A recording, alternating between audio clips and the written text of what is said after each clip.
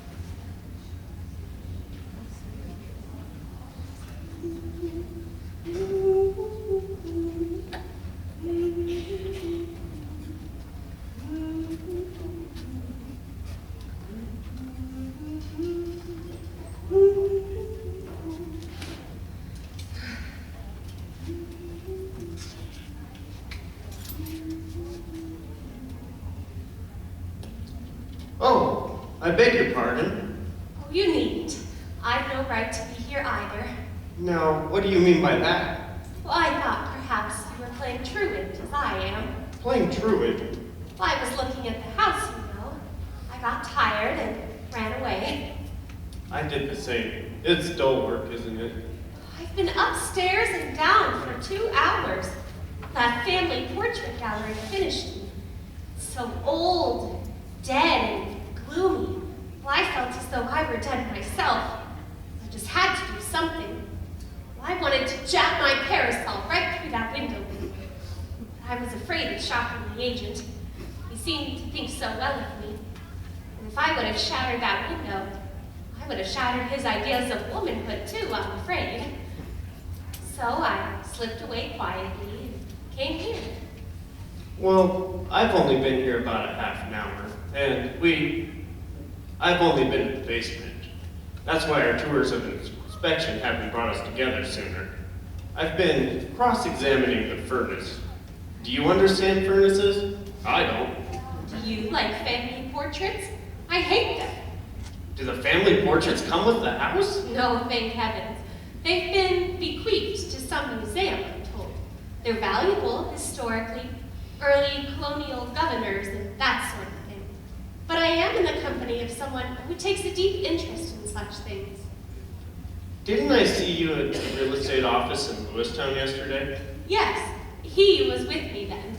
I thought I remember seeing you with him. Isn't he just the sort of man to be interested in family portraits? Well, since you asked... Oh, that's all right. Tubby's a dear, in spite of his funny old ideas. I like him very much. Yes. He's so anxious to please me in buying this house. I suppose it's all right to have a house, but I want to get acquainted with it gradually. I'd like to feel that there's always some corner left to explore, some mystery saved up for a rainy day. Well, Tubby doesn't understand that. He drags me everywhere, saying how we'll keep this and change that, dormer windows here, and new wing there. Well, I suppose you've been rebuilding the house too? No. I merely decided to turn the south sunny room into a study. It'd make a pleasant place to work. But if you want the house, I'd hate to take it from you. Well, I was just going to say that if you really wanted the place that I withdraw, it was Tubby's idea to buy the house, you know, not mine. You do want it, don't you? I can't say that I do. It's so infernally big. But Maria thinks I ought to have it. Maria is... She's the one interested in furnaces. I understand. Well, furnaces are necessary, I suppose. Oh, did you see that bee? A bee? Yes, there he goes. Oh, the little rascal. Have you heard the story of the people who used to live here? No, why? The agent was telling us. It's quite romantic and rather sad. You see, the man who was building the house, he was in love with the girl. He was building it for her as a surprise. But he had neglected to tell her that he was in love with her. So, in pique, she married another man, even though she was really in love with him.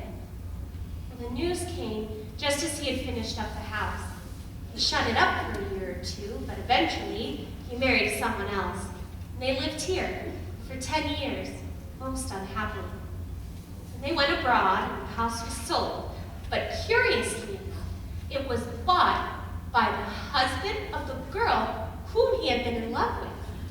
And they lived here, hating each other to the end, the agent says. It gives me the shivers to think of this house haunted by the wasted memories of love. Which of us will have to live in it? I don't want to. Don't take it as seriously as all that. Well, if one can't live in a home where there's been an unhappy marriage, well, good heavens, where is one going to live? Most marriages, I fancy, are unhappy. A bitter philosophy for someone so young and... Oh, but nonsense. Listen to the rest of the story.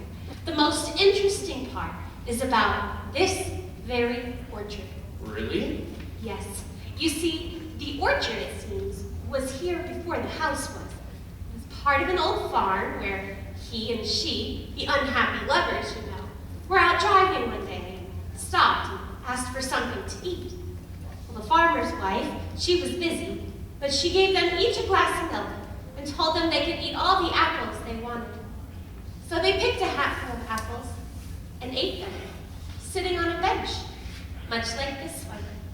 And then he fell in love with her. And didn't tell her so. So you see, this orchard is haunted too. I seem to feel it. I can hear the whispers of that old-time lover speaking to me now. Indeed. What does he say? He says, I was a coward. You must be bold. I was silent. You must speak out. That's very curious, because that old-time lover, he's not dead at all. The agent says he's a congressman or a senator or something like that. That doesn't matter. His youth is dead, and it's his youth that speaks to me. Well, you mustn't believe all that ghost tells you. But I must, for they know the folly of silence, the bitterness of cowardice. Please, you mustn't. It's disgraceful. What's disgraceful? Well, what you're going to say. Only that I love you. What's disgraceful about that? It's beautiful. What's wrong? It's inevitable. Well, why inevitable? Can't you sit in an orchard with a girl for a half hour without falling in love with her? Not if that girl is you. Why, especially me. I don't know. Love is a mystery. I only know that I was destined to love you. How can you be so sure? Because you've changed the whole world for me. It's as if I'd been roaming around in darkness and then suddenly sunrise. And there's a queer feeling. To tell the honest truth, there's still a queer feeling in the pit of my stomach. And my knees are weak. I now know why men fall to their knees when they tell a woman that they love her. It's because they can't stand anymore. And it's as if I'm walking on air. And Well, that's enough. I could die for you and be glad of the chance. It's perfectly absurd, but it's absolutely true. I've never spoken to you before, and heaven knows I may never speak to you again, so I'd never forgive myself if I didn't say this to you now. I love you. Love you, love you. Now tell me to go. Tell me I'm a fool. Tell me I'm a fool. I've said my say. Why won't you speak to me?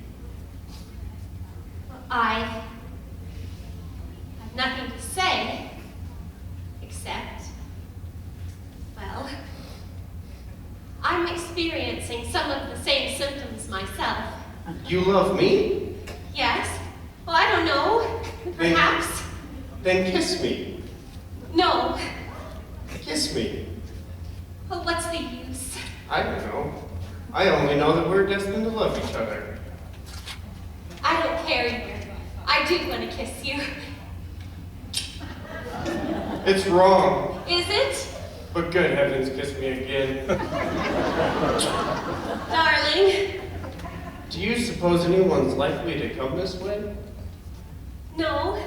Well, your husband's probably still in the portrait gallery. My husband? What do you mean?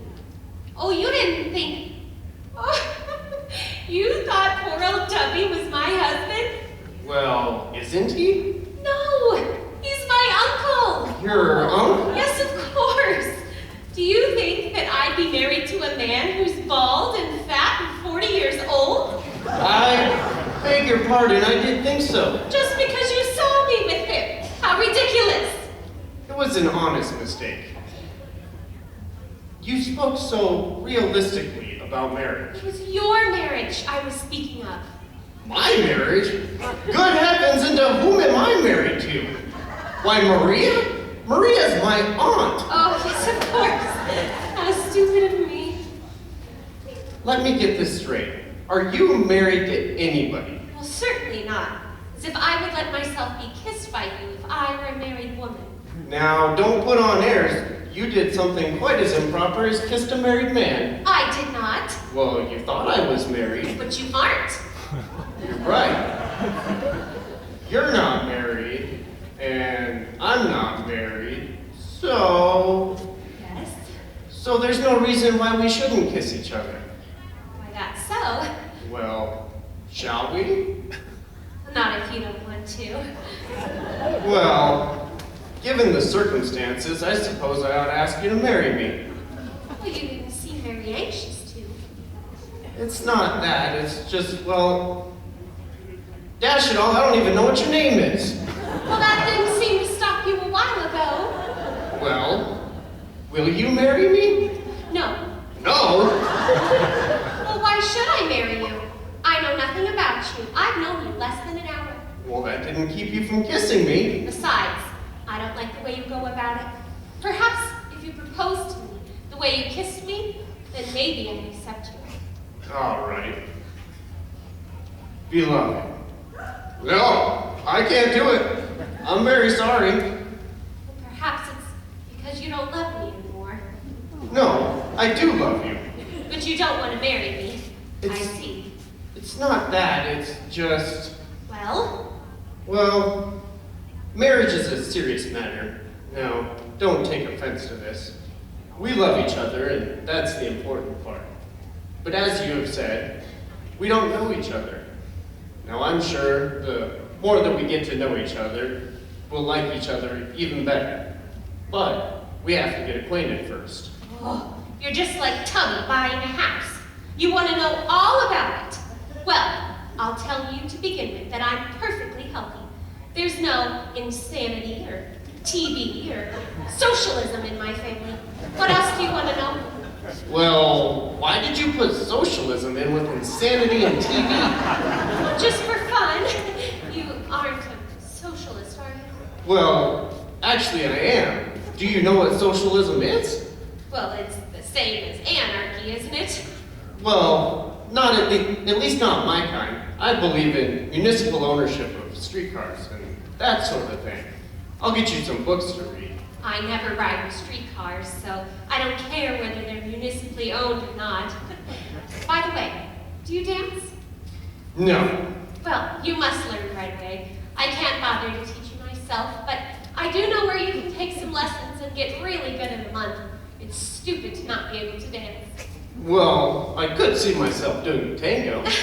The tango was out long ago, my dear. Well, I won't learn to dance. You might as well know that to begin with. And I won't read your silly old books on socialism. You might as well know that to begin with. Come, this'll never do. It's just, I don't know how to dance, and there's no reason for me to try and learn. Anybody can learn. I've made the most expert dancers out of the most awkwardest of men.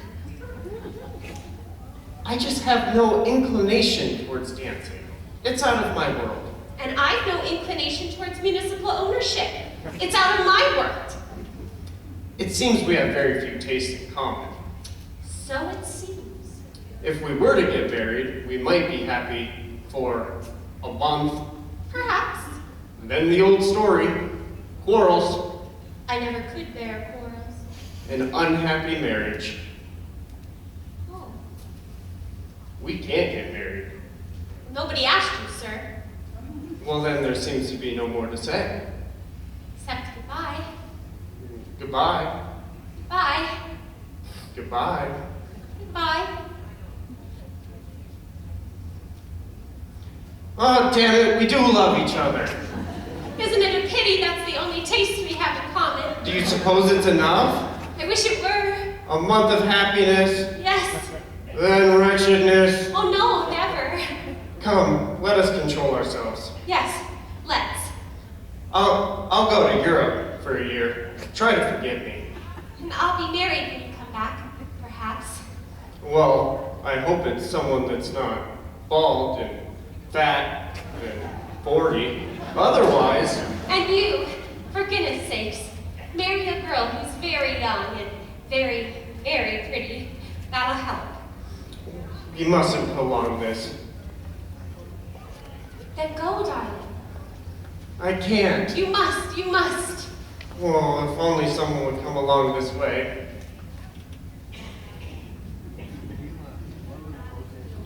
Well, excuse me. Oh, the agent. Too late. Too late. No, just in time. Too late, I say. I will go. No, come here. you could just unlodge my hands from that of this young lady's. Well, you needn't bother. I can do it myself. Thank you. It was utterly out of my power. Now, if only you could move me over there. Oh, why, of course. Oh, thank you. Perhaps at this distance I can say farewell in a seemingly obnoxious manner. Oh, my young man, you will not say farewell to this young lady for 10 days, or perhaps forever. What? They have arranged it all. They have arranged what? Why, your aunt, Miss Brooke, and your uncle, Mr. Edgerton. Why, are you Helen Edgerton? And are you George Brooke? Your aunt and uncle have just run into each other up at the house. They've arranged for you all to take dinner together tonight, and then a 10-day house party at the Edgerton Ranch outside of Winifred. The reason for all this will be clear to you. They want you two to be married. We're done for. We're gonna have to get married whether we want to or not. Well, just to please them, I shan't do it. Well, you don't know my Aunt Maria. Well, and Tubby will try to bully me, I suppose, but I won't do it, no matter what he says. Pardon what may seem an impertinence, miss, but is it really true that you do not want to marry this young man? Well, I suppose just because you saw me in his arms, but... Oh, I want to marry him, all right. Then what seems to be the problem? Well, you explain it to him, George. Well, as you have deduced from what you have seen, we are in love with each other. But Oh, but I'm not madly in love with municipal ownership. That's the chief difficulty. no, the chief difficulty is that I do not share the same platonic affection for the tango. I told you, the tango was out long ago. Sorry, the one step. Stupid. So, there you have it. It must seem ridiculous to you. Not at all, my boy. I've known marriage to go to smash on far less than that. But when you come to think about it, a taste for dancing and a taste for municipal ownership stand at the far ends of the earth apart from each other. They represent two different ways of taking life. And if two people who lived in the same house couldn't agree on those two things, why, they disagree on 100 other things that came up every day. And what's the use for two different kind of beings to try to live together anyway? It won't work, no matter how much love there is between them. So you're on our side. You'll help us to not get married. Why, your aunt is very set on it. Do miss. We must think up some way to get out of it, or they'll have us cooped up in that house before we know it. Well, can't you think up some scheme? Well, perhaps I can and perhaps I can't. I'm a bachelor, miss. That means I've thought up many a scheme to get out of marriage myself. You old scoundrel. It's not as bad as you may think, miss. I've always gone through the marriage ceremony to please them, but that's not what I call marriage. Well, what do you call marriage then? Yes, I'd like to know. Well, my young friends, marriage is an iniquitous arrangement devised by the devil himself to drive all of the love out of the hearts of lovers. They start out as in love as you two are today, and they end up as sick of the sight of each other as the two of you will be in 5 years hence if I don't find a way to deliver you alive out of the devil's own trap. You see, it's not lack of love that's the problem with marriage, it's marriage itself. And when I say marriage, I'm not speaking about promising to love, honor, and obey, for richer, for poorer, in sickness and in health, till death do you part. Why, that's only human nature to wish and to attempt. And it might be done if it weren't for the iniquitous arrangement of marriage. Well, what is the iniquitous arrangement? You see, that's the problem. If I tell you, you won't believe me. You'll go ahead and try it out for yourself and find out what all the other unhappy ones before you have found out. Listen to me, my children. Have you ever been on a picnic? Of course you have. Everyone has. There's an instinct which makes us go back to the ways of our primitive ancestors, to gather about a fire in the forest, to cook meat on a pointed stick and eat it with our fingers. But how many books would you write, young man, if you had to return to the campfire every day for lunch? And how many dances would you invent if you had lived eternally in the picnic stage of civilization? No, the picnic is incompatible with everyday life, as incompatible as marriage. But You see, marriage is the nest-building instinct, turned by the devil himself into an institution designed to hold the human soul in chains. Why, the entire story of marriage can be told in the old riddle. Why do birds in their nests agree? Give up? Because if they don't, they'll fall out. That's it. Marriage is a nest so small, there's no room in it for disagreement. Now, it may be fine for birds to agree, but humans aren't built that way. They disagree. And then home becomes a little hell, or else they do agree at the expense of the soul's freedom stifled in one or both. Well, yes, but I'd like to know... Yet, there is the nest-building instinct. You feel it right now, both of you. If you don't, you will, as soon as you're married. And if you are fools, you will try to live your entire lives in a love nest, and you will imprison your souls within it, and the devil will laugh. Well, I'm beginning to be afraid of him. me too. But if you are wise, you will build for yourself a little nest secretly in the woods, away from civilization. And you will run away to that nest together whenever you're in the mood. A nest so small that there's only room in it for two beings and one thought, the thought of love.